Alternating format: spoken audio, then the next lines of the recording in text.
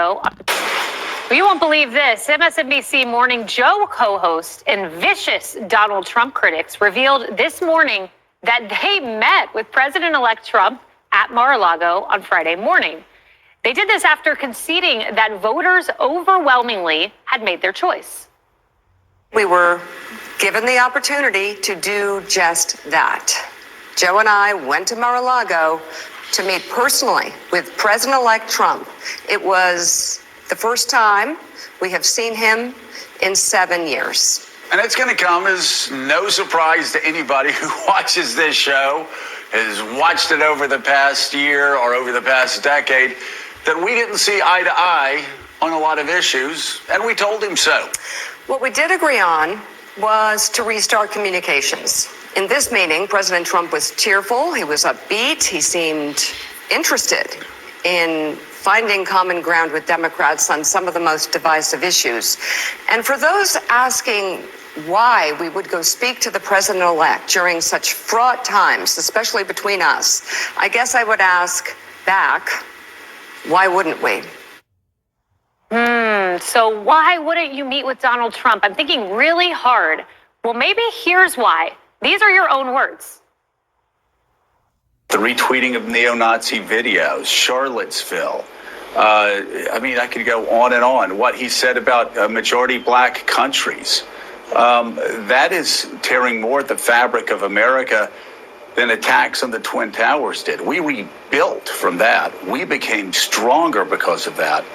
But this seems to me a far graver threat to the idea of America. If Republicans continue this line of thinking, if they continue their support for Donald Trump, they needn't fool themselves. A second Trump administration would destroy the Department of Justice, would destroy the FBI. This is not a reach. I could go back and talk about Nazi Germany, and I do it without any concerns whatsoever. And if people can't start drawing the parallels, well, you're just stupid, or you have your head in the sand, or you're one of them. When you look at a Republican nominee, a potential Republican nominee that's talking about terminating the Constitution, he said, terminate the Constitution, arrest political opponents using the Justice Department, assassinate generals that weren't sufficiently politically loyal to him, saying that he was going to take the FCC and bring it in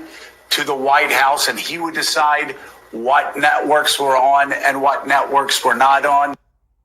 Lisa, I unfortunately saw that last one in real time.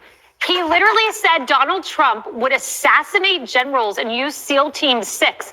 And now you're going to go meet with him? Sorry, you're both phonies. Haley, I can't get over this story, right? I don't think any of us can. It's like, how does this call go, right? Like, oh, hey, Don. Okay, so I'm sorry I called you a Nazi for years and like Hitler.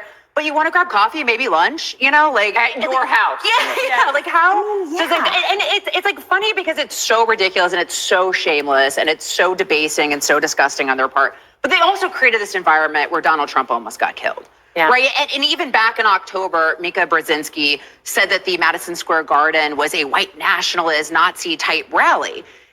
And so they're the ones that created that environment. And so it is good to see that MSNBC's ratings are down, and that's why they're doing this. Hopefully they can eat some humble pie, maybe do some self-reflection, and realize that they have led to a lot of the division in this country and an environment that potentially got Donald Trump killed. Mika Brzezinski went on The View and basically took over the show. It was like the Mika Brzezinski show that day.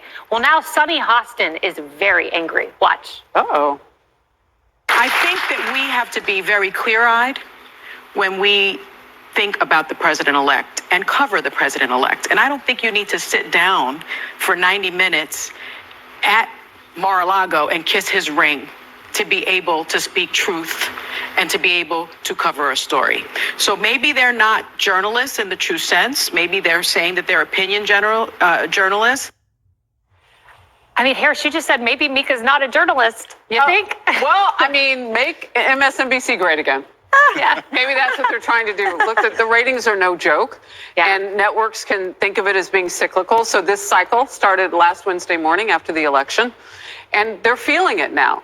But I just don't understand where they are going to go forward and not admit that they lied. Because if they really thought he was a fascist, a Nazi, and he was getting at Trump supporters with those comments about MSNBC or MSG, the Madison Square Garden crowd, calling supporters Nazis and so on and so forth. Look, they have to admit they lied before they can go forth. Like, I'll never believe another word that they say. And by the way, that's more MSNBC, those clips we showed, than I've seen in years. I mean, that was a lot of material. I don't, I try not to have that much of it in my system. I think I might be allergic to it. That's good for your mental health. So that's probably a wise decision. I'm sure they're nice people, but they lied. John, the fact that Trump took this meeting, Brooke Singman at Fox News Digital reached out, got some comments from him, and I found them to be fascinating. So for someone who's a fascist and all of these things, he said, I'm not looking for retribution, grandstanding, or to destroy people who treated me unfairly. He thinks it's vital to have a free, fair, and open media, and he has an obligation to talk to those, even those who mistreated him badly. I wish I could have seen him opening the front door and say, what, you couldn't find Mao and Stalin? They were busy? You're here to see Hitler? But, oh my goodness. But no, I can't believe he let people in his house. Think about if people were calling you Hitler or Stalin or Mao, and they wanted to come over and have coffee. Would you actually let them in your house? So I actually think Trump is being quite magnanimous, totally contrary to the image that the left built of him. One thing about the ratings, Harris, I think by showing these clips, you have quadrupled the MSNBC ratings by showing them on Fox News. Well, look, if they can talk neutrally and bring the country together, that would be a good thing. Yeah. I just don't know. This feels self-serving, but maybe they'll prove differently. Emily, I don't know.